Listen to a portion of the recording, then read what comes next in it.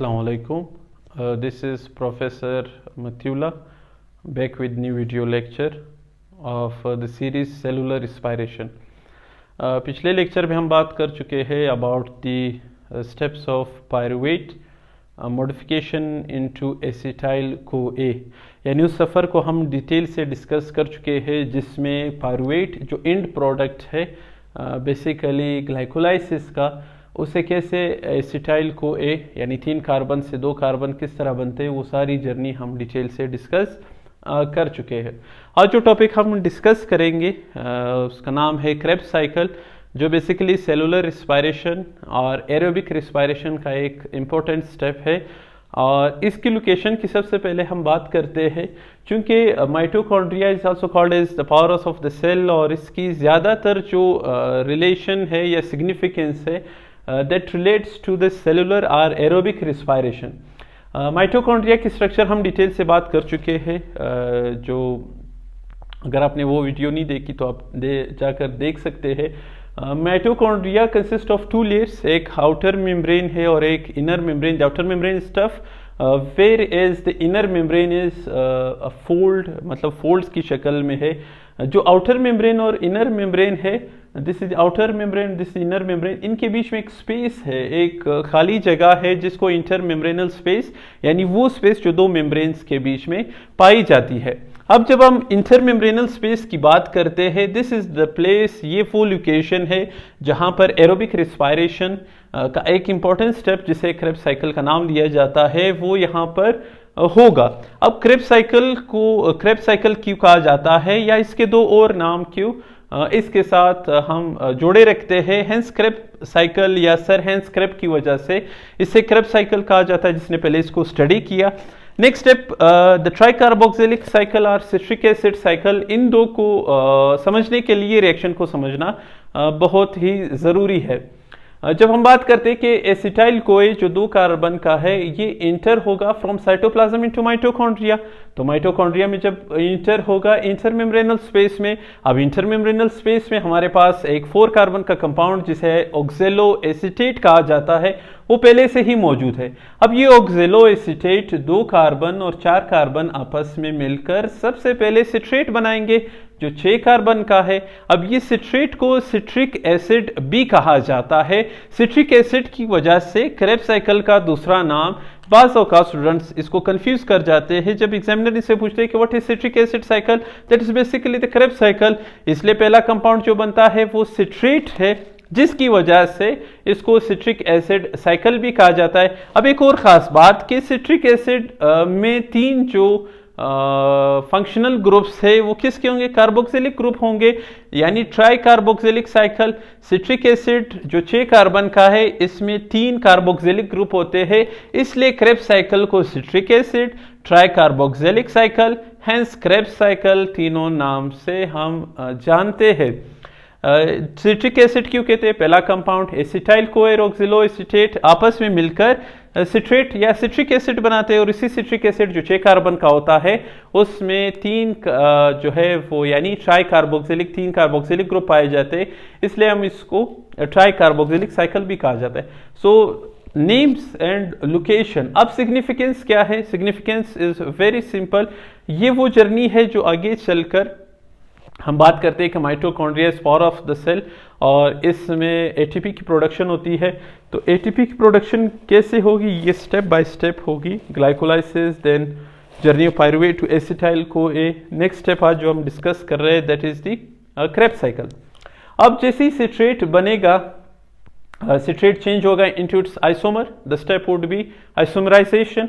अब आइसोमराइजेशन जब होगी, 6 कार्बन का है, ये भी 6 कार्बन का होगा, लेकिन जो सिर्फ चेंजिंग आएगी वो डिहाइड्रेशन होगी, तो ये आइसोसिट्रेट बन जाएगा। आइसोसिट्रेट 6 कार्बन का है। नेक्स्ट जो नाम है वो अल्फा कीटोग्लूट्रेट है, वो 5 कार्बन का है। अब 1 कार्बन मिसिंग है, 1 कार्बन को ढूंढने के लिए हम साइड पर इसको लिखते हैं, that is the release of carbon dioxide. Release जब होगी कार्बन डाइऑक्साइड की तो 1 कार्बन इससे कम होगी, ये 5 कार्बन का बन जाएगा, और जब ये बन जाएगा तो NAD जो है वो रिड्यूस हो जाएगी इनटू NADH। अब अल्फा जो कीटोग्लूट्रेट है 5 कार्बन का, ये बन जाएंगे इससे 4 carbon. Again 1 carbon is missing, लेकिन यहाँ पर एक कार्बन जो डीकार्बोक्सिलेशन है उस स्टेप के जरिए कार्बन रिलीज होगा। लेकिन इसी स्टेप में एक CoA यानी जो एंजाइम है वो ऐड हो जाएगा और NAD जहाँ पर कार्बन डाइऑक्साइड रिलीज होगा वहाँ पर NAD रिड्यूस होगी इनटू NADH। अब सक्सिनाइल CoA ये ऐड हो गया, इसको हम नाम देते हैं सक्सिनाइल CoA का, जो बेसिकली 4 कार्बन का कंपाउंड है। अब सक्सिनाइल CoA से नेक्स्ट स्टेप में बनेगा सक्सिनेट। अब ये को है, ये सक्सिनेट है, द CoA इज रिलीज्ड। जब ये CoA रिलीज होगा with release of energy in the form GTP, और वो GTP अपनी एनर्जी कन्वर्ट करेगी इनटू ATP। अब सक्सिनेट 4 कार्बन का है, तो इससे नेक्स्ट स्टेप में क्या बनेगा, फ्यूमरेट। फ्यूमरेट जब बनेगा again reducing there will be compound it's FAD, और इससे बन जाएगा FADH2। फ्यूमरेट से मेलेट, और मिलेट से देन 4 कार्बन सीरीज चल रही है, there is no change in number of carbons, no decarboxylation, no release of carbon dioxide. So fumarate से मिलेट बनेगा और मिलेट से देन बन जाएगा oxaloacetate with release of reducing of NAD into NADH2, started from the citric acid or ends with oxaloacetate. So this all goes in the round way. जो यहाँ पर पहला कंपाउंड सिट्रेट होगा और and product जो है वो ऑक्जेलो acetate होगा। अब इसमें जब हम देखते हैं कि all the reaction they follow same, लेकिन इसमें हमें मिलता क्या है, हमें NADH मिलता है, FADH2 मिलता है, ATP हमारे पास आ जाती है और कार्बन डाइऑक्साइड जो है वो रिलीज होता है। अब चूंकि हम रिस्पायरेशन की जब हम बात करते हैं basically that is inhale of oxygen, पहले लेक्चर में हम डिटेल से बात कर चुके, और इसी ऑक्सीजन से ग्लूकोज को तोड़ना और फिर कार्बन डाइऑक्साइड को रिलीज करना और ATP का बनना। तो वो ऑक्सीजन जो है वो ग्लाइकोलाइसिस में हम उस खुराक को या उस ग्लूकोज को ब्रेक डाउन कर चुके हैं। अब ब्रेक डाउन करने के बाद पहला जो एंड प्रोडक्ट हमारे पास आएगा वो कार्बन डाइऑक्साइड का जो गोल है या एक एम था हमारे जहन में with respect with relevance to the definition of respiration के कार्बन डाइऑक्साइड रिलीज होगा, तो क्रेब्स साइकिल में हम उसमें सक्सेसफुल हो जाते हैं और हमारा एक जो एम था कार्बन डाइऑक्साइड वो रिलीज हो जाता है। लेकिन नेक्स्ट स्टेप जो है वो ATP की प्रोडक्शन है। अगेन हम जानते हैं कि mitochondria is powers of the cell और ATP जो है वो माइटोकॉन्ड्रिया में ही रिलीज होगी, लेकिन not in the Krebs cycle. यानी क्रेब्स साइकिल में उसकी जो फुल फ्लेज्ड ATP है उसके लिए हमें थोड़ा सा वेट करना होगा इन नेक्स्ट लेक्चर्स में इनटू केमियोस्मोसिस और इलेक्ट्रॉन ट्रांसपोर्ट चेन। अब जैसे ही क्रेब्स साइकिल एंड होगा तो यहाँ पर एक साइड में output of the Krebs cycle, यानी क्रेब्स साइकिल के एंड होने के बाद हमें कौन सी चीज़ें जो है वो मुयस्सर आ जाती है, कार्बन डाइऑक्साइड है, ATP है, NADH है और FADH2 है। कार्बन डाइऑक्साइड डीकार्बोक्सिलेशन ATP की प्रोडक्शन यहाँ पर होती है और नेक्स्ट स्टेप इनटू 8 स्टेप में होती है NADH है और FADH। अब यहाँ पर इस रिएक्शन में जो हम देखते हैं तो आइसोसिट्रेट और अल्फा कीटोग्लूट्रेट के स्टेप में एक NADH हमें मिलता है। नेक्स्ट कार्बन डाइऑक्साइड दूसरा जो है वो हमें अल्फा कीटोग्लूट्रेट और सक्सिनाइल के स्टेप में मिलता है, अगेन NADH। तो ये 2 कार्बन डाइऑक्साइड और 2 NADH हो गए। और तीसरा जो NADH है वो हमें मिलता है मिलेट और ऑक्जेलो एसीटेट के स्टेप में। लेकिन यहाँ पर 6 NADH है, तो इसको समझना थोड़ा सा ज़रूरी है अंडरस्टैंड करने के लिए कि 6 कैसे हो गए। यहाँ पर तो 3 हमारे पास मौजूद है। अगर आपने पिछली वीडियोस देखी है ग्लाइकोलाइसिस पार्ट 1 और पार्ट 2 की, तो पार्ट 1 में हम डिस्कस कर चुके हैं जो बेसिकली एक प्रिपरेटरी फेज था, इन्वेस्टमेंट फेज था।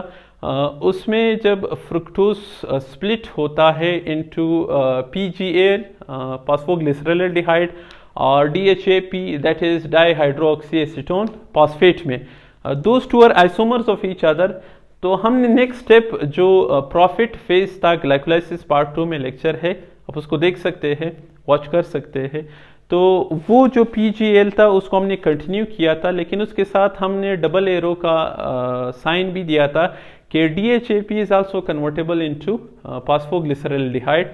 तो इसीलिए हम ऑन द स्क्रीन एक स्टेप लिखते हैं, लेकिन पैरेलल में बैक स्क्रीन यानी उसी के साथ साथ सेम रिएक्शन सेम नाम के साथ एंजाइमेटिक रिएक्शंस के थ्रू सेम प्रोडक्ट्स के थ्रू वो रिएक्शन चल रहा होता है।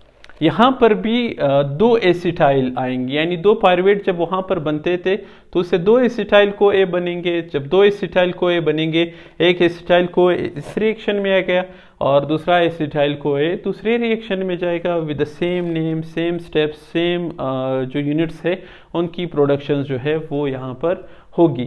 तो 4 कार्बन डाइऑक्साइड, 4 ATP, 6 NADH और 2 FADH2 जो है वो इसमें प्रोड्यूस होंगे। अब क्रेब्स साइकिल को थोड़ा सा याद रखना मुश्किल हो जाता है स्टूडेंट्स के लिए, लेकिन आसान सा है, एक जुमला है दैट इज अगर आप सीखना चाहते हैं, see I know some simple formula making onion. C for the citrate, I for the isocitrate, no for the alpha ketoglutarate, some for the succinyl CoA, simple for the succinate, formula for the fumarate, making for the malate और onion for the oxaloacetate। यानी मुझे एक आसान सा formula पता है onions बनाने का जो भी प्रोसेस है। See I know some simple formula making onion, आप ऑनियन की जगह ऑमलेट भी कर सकते हैं, डिपेंड्स ऑन योर थिंकिंग, जो आपको आसान लगे। सो इसको एक सेंटेंस के थ्रू आप पूरा साइकिल जो है वो ज़हनशीन कर सकते हैं और फिर पेपर में आपके लिए मसला नहीं होगा। So this was all about the process of Krebs cycle, its location, intermembrane space. 3 नाम जो है क्रेब्स साइकिल क्यों कहा जाता है, सरहेंस क्रेब की वजह से। ट्राई कार्बोक्सिलिक साइकिल क्यों कहा जाता है, पहला जो मॉलिक्यूल है वो सिट्रिक एसिड है, उसमें 3 कार्बोक्सिलिक ग्रुप होते हैं और सिट्रिक एसिड इस वजह से जब एसिटाइल को ए और ऑक्सिलोएसिटेट 4 कार्बन और 2 कार्बन आपस में मिलते तो ये 6 कार्बन का एक कंपाउंड बनाते हैं जिसे हम सिट्रेट या सिट्रिक एसिड कहते हैं। नेक्स्ट लेक्चर्स में बात करेंगे इंशाल्लाह इलेक्ट्रॉन ट्रांसपोर्ट चेन और केमियो ऑस्मोसिस के प्रोसेसेस की। अल्लाह हाफ़िज़।